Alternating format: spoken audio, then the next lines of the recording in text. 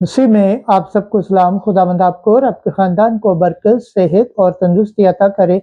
मसीह यीशु नासरी के नाम से आमीन। हमारे लिए आज की अंजील मुकद्दस मत्ती के मुताबिक 22 बाब पहली से 14 आयत। जितने भी तुम्हें मिले उन्हें शादी में बुलाओ। खुदा बाप, बेटे और रूह कुद्दस के नाम से आमीन। एक दिन यीशु सरदार काहिनों और कौम के बुजुर्गों से तमसीलों में बात करने लगा और कहा कि आसमान की बादशाही उस बादशाह की मानत है जिसने अपने बेटे की शादी की और अपने गुलामों को भेजा कि बुलाए हुओं को शादी में बुलाएं। लेकिन उन्होंने आना ना चाहा। फिर उसने और गुलामों को ये कहकर भेजा, बुलाए हुओं से कहो कि देखो मैंने ज़ियाफत तैयार कर ली है। मेरे मोटे मोटे बैल और जानवर ज़िबा हो चुके हैं और सब कुछ तैयार है।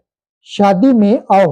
मगर वो कुछ खातर में ना लाए और चल दिए, कोई अपने खेत को, कोई अपनी सौदागरी को।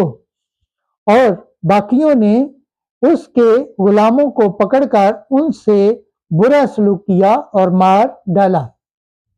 इस पर बादशाह गजबनाक हुआ और अपनी फौजें भेजकर उन खूनियों को हलाक किया और उनका शहर फूंक दिया।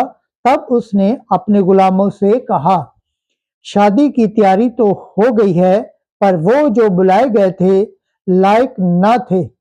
बस तुम चौकों में जाओ और जितने तुम्हें मिले शादी में बुलाओ।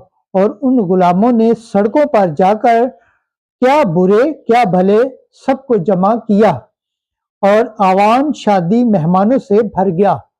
और जब बादशाह मेहमानों को देखने अंदर आया तो उसने वहां एक आदमी पाया जो शादी की पोशाक पहने न था। और उसने उससे कहा, ऐ मियाँ, तू शादी की पोशाक पहने बगैर कैसे आया? मगर वो खामोश रहा। तब बादशाह ने खादमों से कहा, इसके हाथ पांव बांधकर इसे बाहर के अंधेरे में डाल दो। वहां रोना और दांतों का पीसना होगा, क्योंकि बुलाए हुए बहुत हैं लेकिन बरगजीदा थोड़े हैं। अंजील मुकद्दस के वसीला से हमारे गुनाह माफ किए जाएं। ऐ मसीह तेरी सताइश हो। खुदावंद के पाक कलाम पढ़े और सुने जाने पर खुदावंद की बरकत हो। खुदावंद का शुक्र हो। आमीन। खुदा बाप, बेटे और रूह कुद्दस के नाम से आमीन। अजीज दोस्तों, इस चैनल को ज़्यादा से ज़्यादा शेयर करें, लाइक करें, सब्सक्राइब करें और कमेंट करें और बेल आइकन को प्रेस करना ना